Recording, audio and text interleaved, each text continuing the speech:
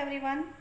I am NWM Master Dr. Sangeeta Pradeep, Specialist of Karma Yoga for All. योग का अर्थ है जोड़ना,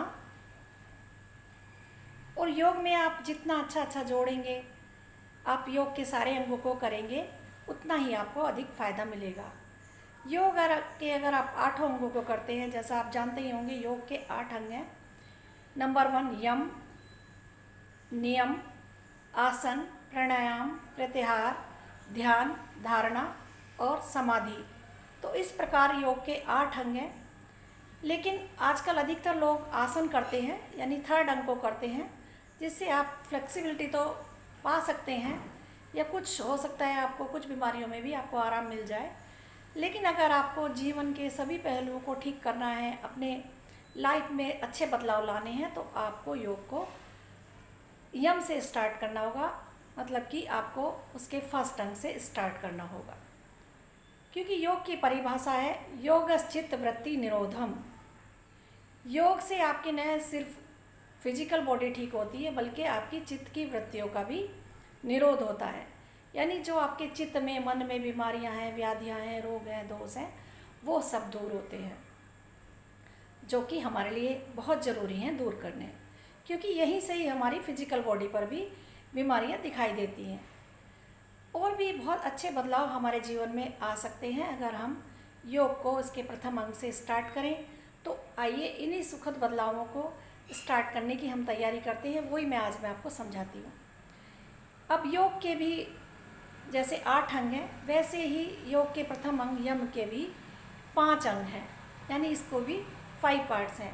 इसका 1st है अहिंसा, 2nd अस्तेय, फिर है इसका 3rd सत्य, 4th ब्रह्मचर्य, 5th है अपरिग्रह। तो इनकी थोड़ी डिटेल मैं आपको बता देती हूँ। अहिंसा का मतलब है कि आप किसी भी जीवधारी को किसी तरह का हार्म न पहुँचाएं। देखिए, व्यक्ति की तो बात है ही, बाकी आप किसी भी जीव जंतु को, कीट पतंगे को भी आप कष्ट ऐसे ना पहुँचाएं बेवजह, जब तक कि वो आपको बहुत परेशान ना कर रहा हो या आपको लगे कि ये आपको मार देगा।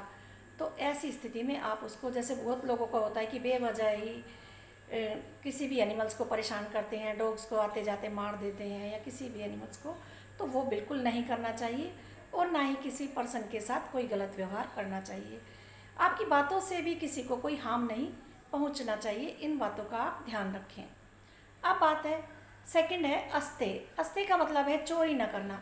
देखिए, चोरी सिर्फ वही चोरी नहीं कि आपने किसी की चीज़ चुरा ली।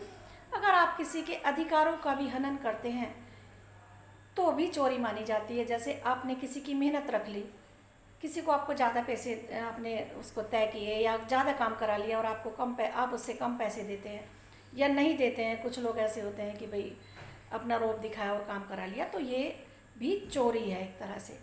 ऐसे ही पेरेंट के साथ जो बच्चे अगर कुछ नहीं करते हैं, अपने कर्तव्य को पूरा नहीं करते हैं और सिर्फ अधिकारों की बात करते हैं, तो ये भी गलत है, ये भी चोरी ही मानी जाती है, नहीं करना चाहिए ऐसे।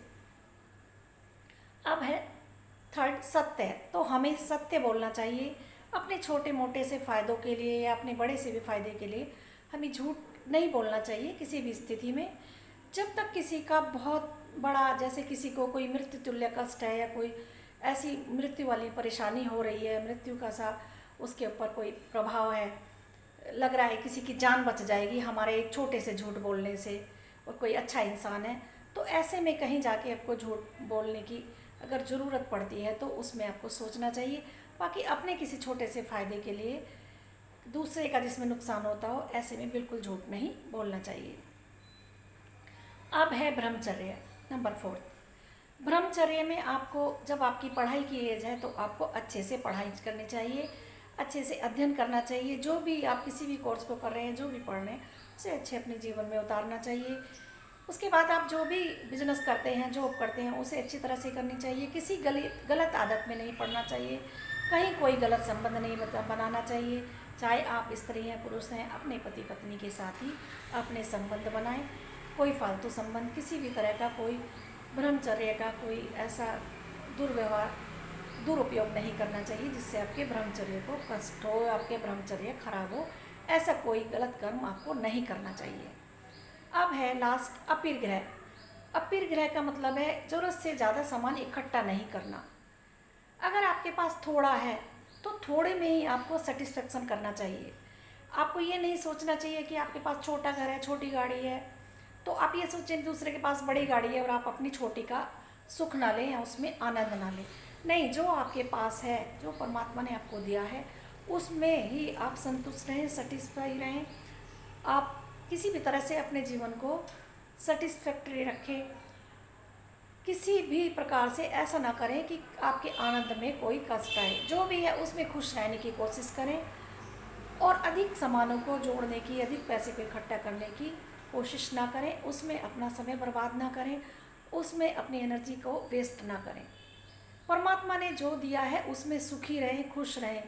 तो इस तरह से जीवन को व्यतीत करें, ये सब चीज़ें अपने जीवन में उतारें। जब आप ये चीज़ें अपने जीवन में उतारेंगे तो आपके बच्चों में भी ये बातें जाएंगी। अगर आप छोटे हैं, अभी बचपन में ही आपके अगर ये समझ में आ गया तो आपके जो आने वाले बच्चे होंगे, जनरेशन होगी, आपकी चीज़ अच्छी अच्छी आते जब आपके ब्लड में आ जाएंगी तो उनमें नेचुरली ये चीज़ें चली जाएंगी।